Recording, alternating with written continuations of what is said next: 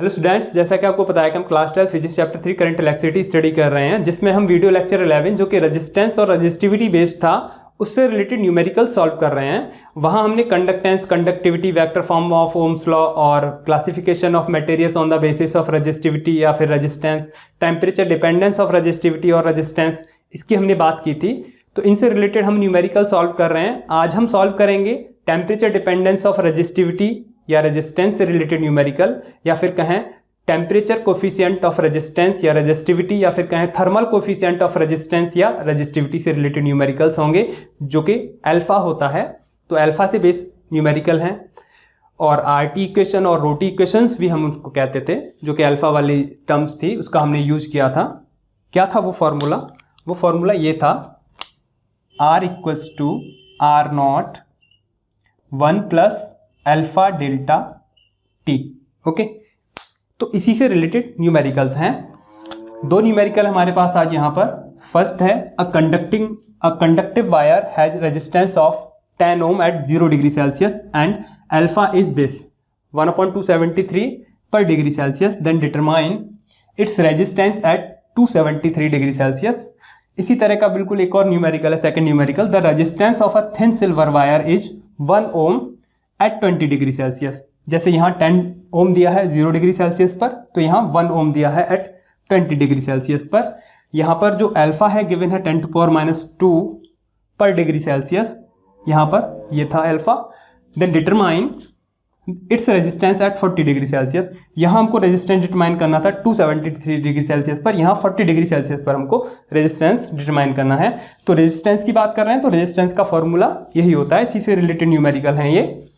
अगर यहाँ रेजिस्टिविटी होता तो हम कौन सा फॉर्मूला यूज करते? तो हम ये फॉर्मूला यूज करते, rho equals to rho naught 1 plus alpha delta T. Okay, अब देखिए यहाँ पर दोनों ही न्यूमेरिकल्स में सेम फॉर्मूला यूज करते हैं मोस्टली स्टूडेंट्स। तो गलती यहाँ पर कुछ होती है बच्चों से, तो उसी की बात करेंगे मेन हम। दोनों में सेम फॉर्मूला यूज नहीं होगा यहाँ पर। देखिए एक और फॉर्मूला है हमारे पास, R equals to R naught E power alpha delta T. Okay, या फिर रो के लिए होगा तो फॉर्मूला ये होगा, रो नॉट ई power alpha delta T.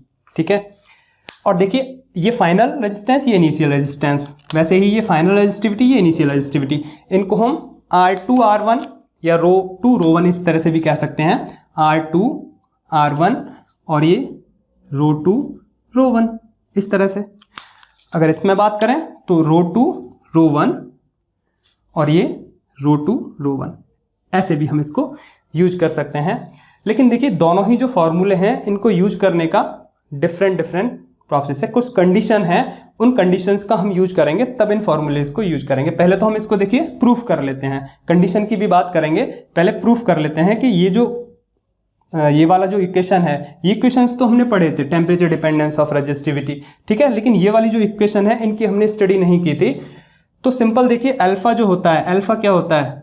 Alpha होता है थर्मल कोफिशिएंट ऑफ रेजिस्टिविटी या रेजिस्टेंस, या टेम्परेचर कोफिशिएंट ऑफ रेजिस्टिविटी या रेजिस्टेंस, जिसकी हमने लिखा भी यहाँ पे थर्मल कोफिशिएंट ऑफ आर और रो, जिसको हम अल्फा कहते हैं। तो ये होता क्या था? Fractional change in resistance, fractional change in resistance हो गया per unit change in temperature. ठीक है, या फिर अल्फा क्या होता था? Fractional change in resistivity per unit change in temperature, यही होता है अल्फा। ओके, अगर चेंज बहुत कम है तो हम इसको डी कह देते थे, this is D, this is D T. Okay, या फिर दिस इज डी और this is D T. NCERT में आपने पढ़ी भी थी ये क्वेश्चन, इसकी बात भी की थी हमने पहले। क्या था? Alpha equals to what? 1/r dr/dt। कुछ इस तरह से हम इसे याद करके रखते हैं। या फिर alpha equals to 1/ρ dρ/dt। Okay, यहां हम इसको कुछ इस तरह से भी लिख सकते हैं, सिंप्लीफाई करके। कैसे? dt को इधर ले आते हैं, dt alpha equals to dr/r, दोनों साइड्स का हम इंटीग्रेशन कर सकते हैं। इनिशियल टेम्परेचर के साथ यहाँ पे dt है, तो टेम्परेचर की लिमिट आएंगी T1 टू T2, यहाँ लिमिट क्योंकि रेजिस्टेंस के रिलेटिव कर रहे हैं यहाँ पे जो इंटीग्रेशन है, तो लिमिट्स जो आएंगी वो रेजिस्टेंस की आएंगी initial to final resistance. Okay, अब हमको क्या करना है, यहाँ पे इंटीग्रेशन कर लेते हैं सिंपल। तो dt का इंटीग्रेशन कितना हो जाएगा, 1 का, अल्फा तो कांस्टेंट है, इसको बाहर कर लेंगे, और 1 का क्या हो जाएगा, t। Okay, with respect to temperature, और अल्फा तो कांस्टेंट है, और t1 टू tt इसकी लिमिट हो जाएंगी। ओके, यहाँ 1/x का integration with respect to x या फिर 1/r का विद रेस्पेक्ट टू r, तो log e बेस r ये हो जाएगा। r1 टू r2 यहाँ पे लिमिट्स हो जाएंगे। ओके, लिमिट्स लगाएंगे, अल्फा फाइनल माइनस इनिशियल, पहले अपर लिमिट लगाएंगे फिर लोअर लिमिट लगाएंगे, तो final temperature minus initial temperature ये हो जाएगा। यहाँ पे लगाएंगे तो log ER2 minus log ER1 ई बेस के साथ, log EX minus log EY, तो log EX अपॉन वाई, जो लॉगरिथम की जो प्रॉपर्टी उसका यूज कर लेंगे, तो R1 को इधर कर देंगे यहाँ से हटा के। ओके, अब देखिए R2 अपॉन R1 अगर हम लिखना चाहें तो ये अल्फा, इसको इस तरह से भी लिख लेते हैं, इधर कर लेते हैं log ER2 अपॉन R1, और इधर हो जाएगा ये अल्फा, T2 माइनस T1 को हम डेल्टा T कह सकते हैं सिंपल। और देखिए ये जो R2 अपॉन R1 है ये क्या हो जाएगा, e power alpha delta T। ठीक है, एक्सपोनेंशियल आगे चला जाएगा, तो ये भी प्रॉपर्टी आपको पता है। तो ये फॉर्मूला हमारा मिल चुका है, ठीक है, जिसकी हम बात कर रहे थे, जो हमने स्टडी नहीं किया था पहले, दिस वन। अगर रो है तो इसी के लिए सेम कर लेंगे, बस R1 की जगह रो1, सॉरी यहाँ ये R2 होगा, this is R2, this is R2, rho two upon rho one equals to e alpha delta T. इसको कुछ ऐसे भी लिख सकते हैं, R2 equals to R1 E power alpha delta T. ठीक है, दिस इज, यही फॉर्मूला है। रो के लिए सॉल्व करना है तो रो के लिए आप इसे सॉल्व कर लीजिए। So this is the proof for this. Okay, अब देखिए इन कंडीशंस की बात कर लेते हैं। अभी हमने प्रूफ किया है just R2 equals to R1 E power alpha delta T, ये प्रोडक्ट है। ओके, अब देखिए एक एक्सपोनेंशियल की एक प्रॉपर्टी होती है, if E to power X equals to होता है 1 प्लस एक्स। कब, if X is very very less than 1 या फिर मच लेस देन 1। अगर एक्सपोनेंशियल की जो पावर है वो एक से बहुत ज़्यादा छोटी है, तो उस केस में हम ई पावर एक्स को 1 प्लस एक्स भी यूज कर लेते हैं। तो यहाँ पर हम देखते हैं, इफ कह सकते हैं, if alpha into delta T is much less than 1, ठीक है, एक से बहुत छोटा है यहाँ पर alpha into delta T, so we can write R2 equals to R1 1 plus alpha delta T. तो जो भी पावर है, जो भी पावर थी वो 1 प्लस के साथ हो गई, तो जो भी पावर है यहाँ पर भी वो 1 प्लस के साथ हो जाएगी। ठीक है, इसका एक सिंपल सा आप एग्जांपल देखिए, आप कैलकुलेटर में चेक करना, e टू पावर 0.05 की वैल्यू कितनी आएगी निकल के, वो आएगी 1.05, और साथ में समथिंग कुछ और होगा, तो हम इसको देखिए लिख सकते हैं, नहीं लिख सकते, 1 प्लस 0.05 समथिंग कुछ, ठीक है, जो भी था। बस मैंने डेसिमल के बाद 2 प्लेसेस ही लिए हैं, ठीक है, और भी आएगा आगे, 2 ही प्लेस लिए हैं। तो e पावर 0.05, देखिए ये x है तो ये भी x है, तो हम लिख सकते हैं e x equals to e 1 plus x. तो x कितना है, ये मच लेस देन 1 है कि नहीं है, 0.05 करके देखना आप इसे कैलकुलेटर में, होगा डेफिनेटली। ओके, तो यहाँ हम देख रहे हैं कंडीशन अगर ये है, if alpha dot delta T या फिर alpha delta T much less than 1, तो हम इस फॉर्मूले का यूज करेंगे सिंपल। ओके, अगर ऐसा नहीं है, अगर ऐसा नहीं है या फिर ऐसा है अल्फा डेल्टा टी लगभग 1 के बराबर है, ठीक है, या फिर बहुत कम नहीं है, 1 से बराबर है, या फिर alpha delta T greater than 1 है, तो उस केस में हम क्या यूज करेंगे, उस केस में हम अपना जो सिंपल फॉर्मूला है क्या, R2 equals to what, sorry this one, R1 simple नहीं, इंटीग्रेशन वाला, R1 ई पावर अल्फा डेल्टा टी, ये यूज करेंगे। ओके, तो हमारे पास 2 फॉर्मूले हो गए, एक तो ये हो गया केस 1 दिस, और दिस इज केस 2। सिंपल है, आप चेक कर लेंगे। अगर alpha delta T much less than 1 आ रहा है तो आप इससे करेंगे न्यूमेरिकल को। ओके, अगर alpha delta T equals to 1 आ रहा है या फिर ग्रेटर देन 1 आ रहा है तो आप इंटीग्रेशन मेथड फॉलो करेंगे। ठीक है, सिंपल ये वाला फॉर्मूला यूज करना है कब, जब alpha into delta T much less than 1 है। तो जो हमारा जो सिंपल फॉर्मूला है वो तभी यूज होगा जब alpha delta T much less than 1 हो। बाकी का हमको इंटीग्रेशन से करना है, वहां पे इंटीग्रेशन लगा लेंगे या फिर इस फॉर्मूले को याद रख लेंगे आप। ठीक है, तो दो कंडीशन है। अब देख लीजिए कौन सा न्यूमेरिकल किस से होगा यहाँ पर, इसे मैं यहाँ हटा देता हूँ। इसको आप सेम किसके लिए कर लेंगे, रजिस्टिविटी के लिए भी कर लेंगे। जहाँ आर है उसकी जगह पे वहाँ पे आप रो यूज कर लेंगे। ठीक है, रो 2 और रो 1 या फिर रो या रो नॉट, इनिशियल रो नॉट और फाइनल रो। ओके, तो कंडीशन भी आपको समझ में आ गई हैं। अब दोनों ही न्यूमेरिकल्स को कर लेते हैं, बड़े ही इजी हैं दोनों ही न्यूमेरिकल्स, इजीली हो जाएंगे। तो बस आपको ज़्यादा चीज़ें याद नहीं रखनी है। याद रखने के लिए बस आपको मैं एक ही चीज़ बताऊंगा, ओनली वन थिंग, कि जो भी हमने फॉर्मूला पढ़ा था वीडियो लेक्चर 11 में, R equals to R naught 1 plus alpha delta T, उसे कब यूज करना है बस आपको ये ध्यान रखना है। उसको हम तब यूज करेंगे जब अल्फा डेल्टा टी का प्रोडक्ट मच लेस देन 1 होगा। ठीक है, तभी हम अपने फॉर्मूले को यूज करेंगे इसको, अदरवाइज हम इंटीग्रेशन मेथड यूज करेंगे। और इंटीग्रेशन मेथड वाला फॉर्मूला क्या है, R two equals to R one E power alpha delta T. या तो डायरेक्ट रख दो या फिर वहां पे खुद फिर से इंटीग्रेशन कर लो अगर आपको इंटीग्रेशन के बारे में नहीं पता है तो। ठीक है, अब सॉल्यूशन देखते हैं हम। सॉल्यूशन देखते हैं 1 का। तो a conductive wire has resistance of this. Okay, तो R1 कितना है, दिस इज 10 ओम, और टेम्परेचर कितना है T1 equals to 0 degree Celsius. Okay, साथ ही अल्फा गिवन है 1/273 पर डिग्री सेल्सियस, और हमको फाइंड आउट करना है R2।